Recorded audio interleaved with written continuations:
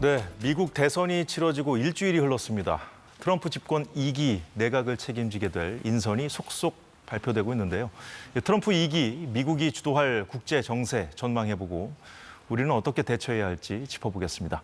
아산정책연구소 양욱 연구위원 나왔습니다. 어서 오세요. 네, 안녕하십니까. 미국 대선 이후에 처음 뵀는데 예. 지금 트럼프 집권 2기 행정부 어떤 인물들로 채워질지 윤곽이 생각보다 빨리 지금 드러나고 있거든요. 어떻게 보세요? 그만큼 빨리 마음을 정했다라는 얘기겠죠. 그러니까 아시다시피요, 트럼프 1기 때는 Axis of Adult, 그러니까 어른의 축. 그래서 사실 굉장히 좀 노련한 그 소위 보수의 어른들이 트럼프가 이렇게 급발진하는 걸 많이 막았습니다. 이제 보시면 기억하시겠지만 국무장관 렉스 틸러슨 있었고 국방장관 짐 매티스 있었고 그다음에 기억하시겠지만 국가안보보장관 HR 그 맥마스터 있었고요. 그다음에 비서실장은 또 존 켈리. 그렇게 한마디로 좀 트럼프가 뭔가 자기가 하고 싶은 대로 마음대로 못하게 여기들이 많이 막았었고 그다음에 결국은 좋지 않게 다들 끝났죠. 예, 그래서 그러다 보니까 트럼프 입장에서는 야 이제 제일 중요한 거는 충성심이다, 로열티다.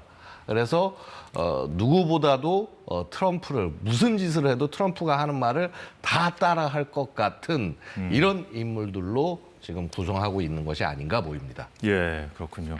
지금 뭐 언론에서 가장 주목하는 인물이 일론 머스크예요. 그렇습니다. 일론 머스크도 뭐 아시다시피 민주당 진영에 있다가 넘어온 인물이지 않습니까? 그렇죠. 누구보다도 이제 트럼프를 앞장서서 지지했던 인물로 이제 변신을 한 것인데 예.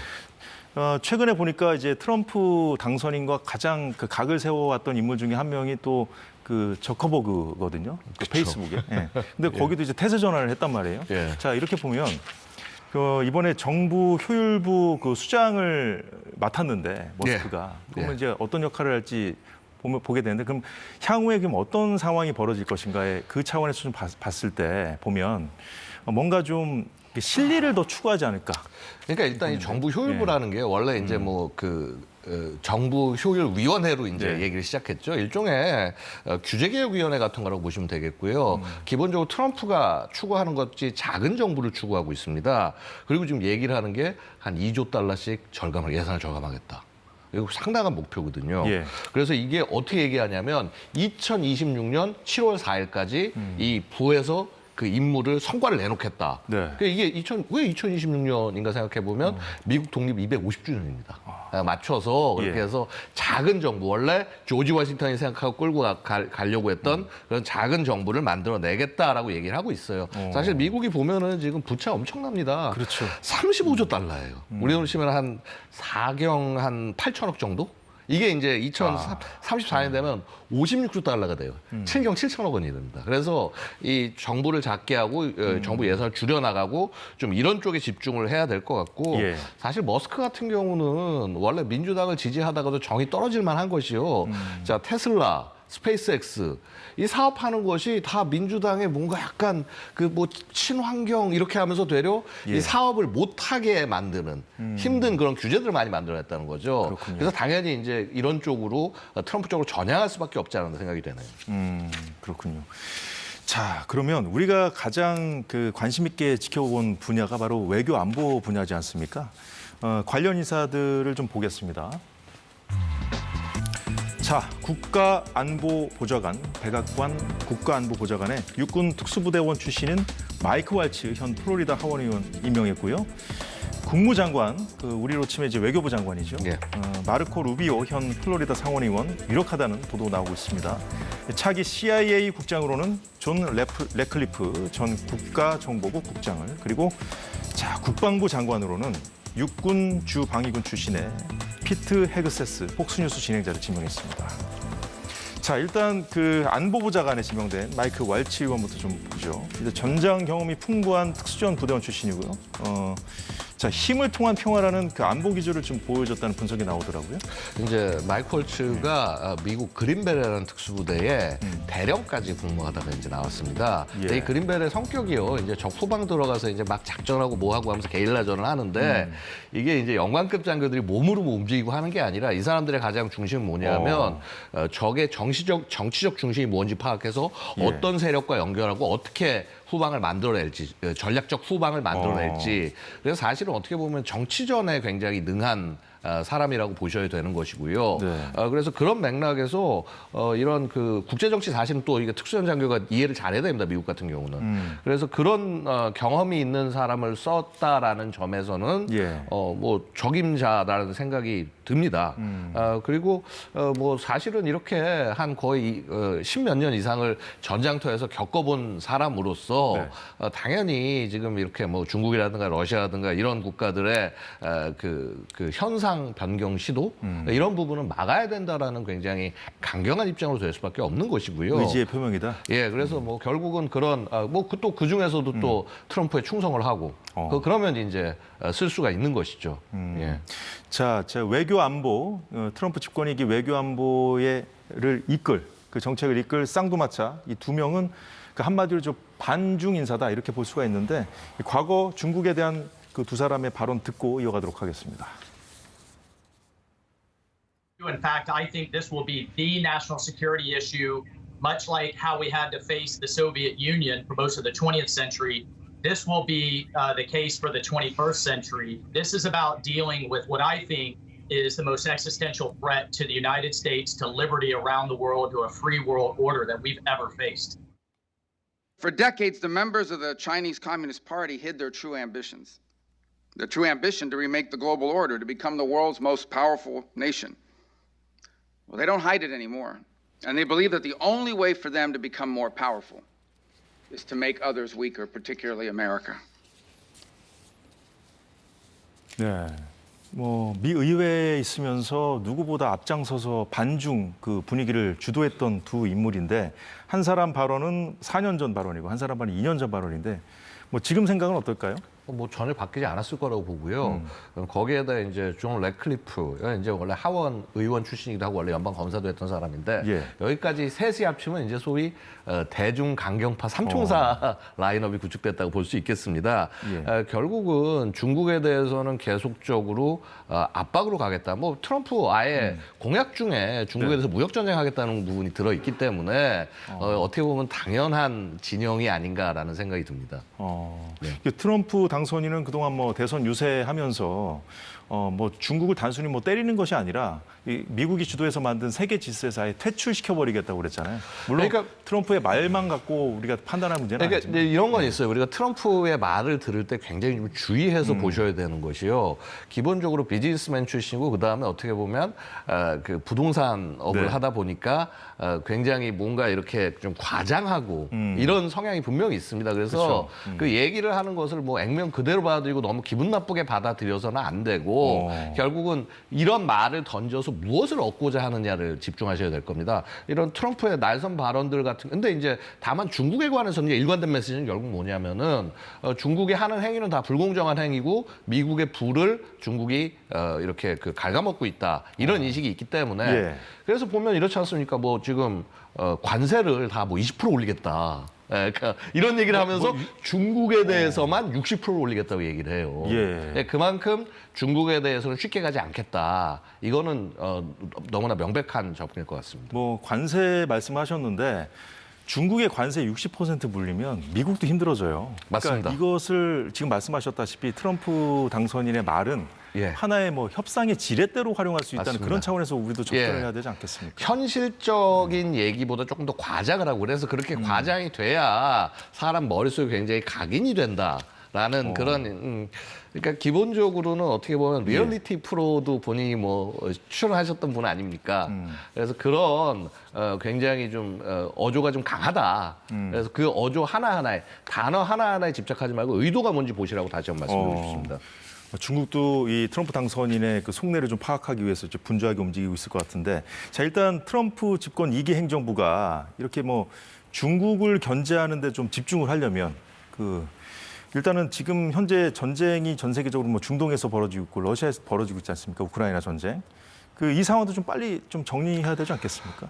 사실은 트럼프가 공약하는 과정에서 계속 얘기했죠. 뭐 예를 들어서 우크라이나 전쟁 같은 경우는 뭐 24시간 안에 뭐 자기가 전화 통화해서 끝내겠다. 뭐 좀 말이 바뀌긴 합니다. 이후에 이제 취임 전까지 뭐 끝내겠다. 그리고 뭐 마찬가지로 이스라엘 하마스 전쟁에 대해서도 이것을 끝내는 방향으로 이제 끌고 가겠다라는 취지의 발언들을 합니다. 예. 결국은 이 양대 전쟁을 빨리 종결시키는 것이 굉장히 중요하기는 합니다. 왜냐하면 애초에 지금 여기에 미국의 예산도 많이 들어가고 있고 많은 노력들이 그쪽에 집중되고 있기 때문에 정리해야 될 부분인 건 맞을 것이고요. 예. 다만 이제 그렇게 되는 것이 생각처럼 쉽진 않을 것이다. 지금 트럼프는 뭐 취임하면 24시간 얘기했지만은 기본적으로 한 국가가 지원을 하고 있는 이 전쟁 이런 것들은 예. 기본적인 방향성이 있기 때문에 단번에 중단하기는 좀 어려운 측면이 있을 겁니다. 그렇군요. 자, 지금부터는 이 미국 트럼프 집권 2기 행정부가 대북 접근을 어떻게 할 것인가 이 부분 좀 들여다보도록 하겠습니다. 지금 아까 제가 말씀드렸다시피 이 트럼프 당선의 승리로 끝난 미국 대선 결과 나온 지 지금 일주일이 흘렀는데 북한의 메시지가 아직 나오지 않고 있네요. 북한은 사실은 지금 뭐 우크라이나 전쟁에만 해도 정신이 없을 것이고요. 그다음에 아마도 그 문제가 해결되고 나서 미국과 협상이 가능하지 않을까. 아마 이런 생각을 하고 있지 않을까 생각이 듭니다. 물론 지금 동시에 뭐 이 얘기들 진행될 수 있습니다만은요.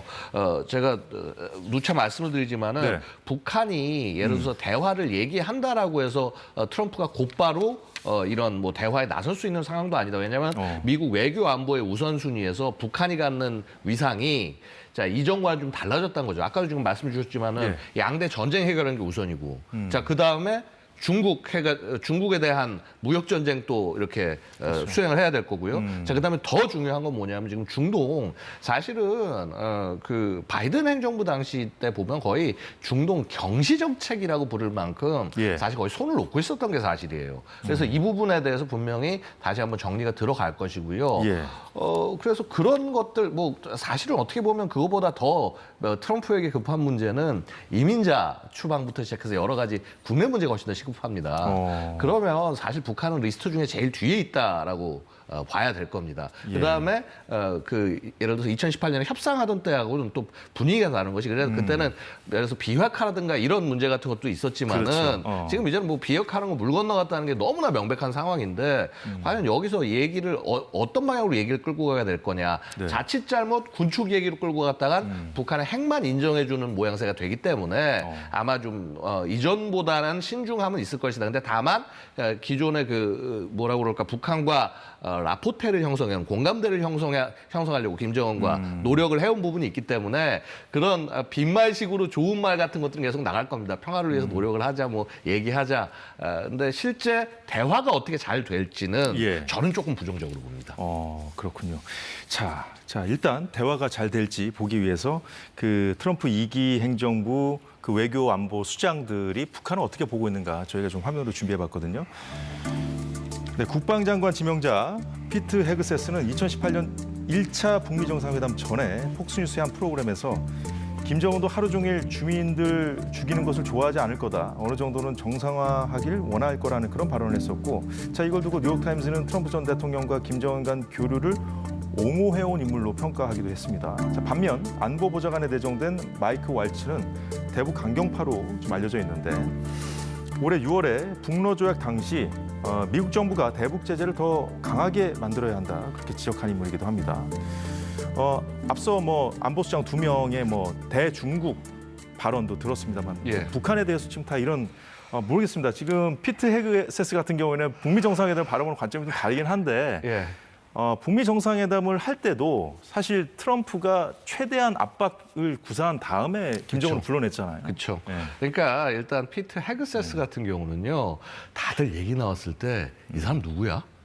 거의 이런 분위기였습니다. 그러니까 애초에 미국의 국방 정책이라고 하는 것이 국방부라는 것이 단순히 무슨 뭐 군사만 하는 것이 아니라 솔직히 국제 정책과 굉장히 긴밀한 관계가 있고 엄청나게 큰 조직인데 이거 끌고 갈 수 있는 사람이 맞냐? 주방위군 소령 출신에 뭐 참전했다고 하지만 실제 전투 파병이라기보다는 가서 현지 유지하고 뭐 아니면 이제 뭐 예를 들어서 관타나무 같은 데서 이제 죄수 관리하고 이제 이런 역할을 했었고. 그리고 결국은 보면 이 사람 인지도가 올라간 거는 폭스 그 뉴스의 그 진행자로서 그 지명도를 올린 사람이고요. 그래서 이 뭐 김정은에 대한 옹호 발언이 아니라 예. 한마디로 트럼프가 하는 일이 모두 다 예스인 사람입니다.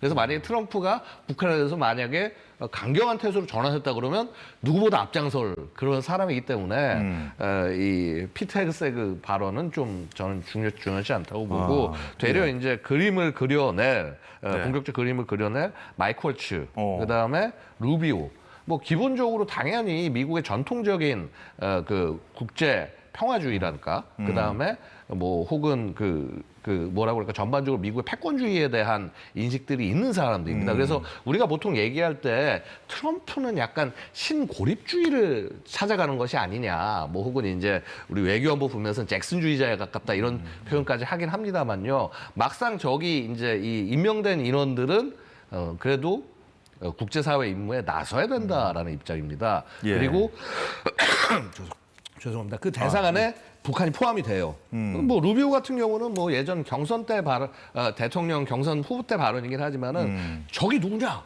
중국, 러시아, 북한, 이란, IS다 이렇게 이제 얘기를 할 정도로 북한에 대한 인식은 명백한 사람입니다.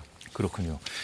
네, 뭐 그동안 사실 지금 뭐 루비오도 그렇고 왈츠도 그렇고 말씀해 주셨는데 뭐 헤그세스 같은 경우에는 뭐 이 사람 누구냐 이런 반응이었다고 말씀해 주셨는데 그동안 하마평에 올랐던 인물들은 아니거든요. 그래서 의외의 발탁이라는 평가도 있던데 자, 윤석열 정부가 그동안 그 차기, 트럼프 차기 2차 이 집권 대비해서 네트워크를 구축해 왔다고 지금 발표를 했었는데 트럼프 진영 안에서도 서로 뭐 유기적인 소통이 있을 텐데 그렇기 때문에 이 예상 외의 인물들을 발탁했다고 해도 그래서 괜찮은 것인지 아니면 새롭게 좀 네트워크를 구축해야 되는 것인지 그 부분이 좀 궁금합니다. 사실 뭐 새롭게 네트워크를 구축해야 된다라기보다는요.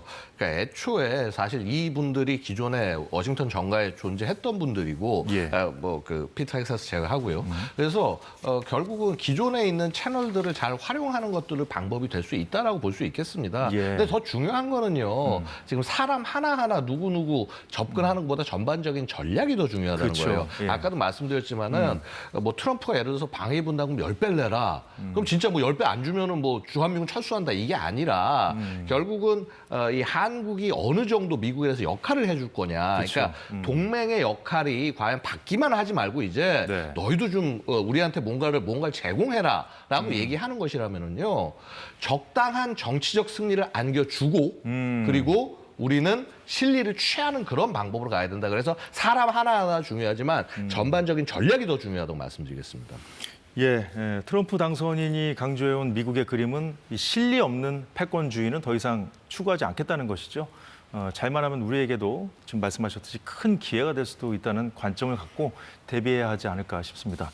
네, 아산정책연구원입니다. 예. 앞서 제가 잘못 소개해드렸는데 정정하겠습니다. 양욱 위원님 오늘 말씀 잘 들었습니다. 고맙습니다. 감사합니다. 네, 사사건건 벌써 마무리할 시간이 됐습니다. 내일도 알찬 소식으로 찾아뵙겠습니다. 여러분 고맙습니다.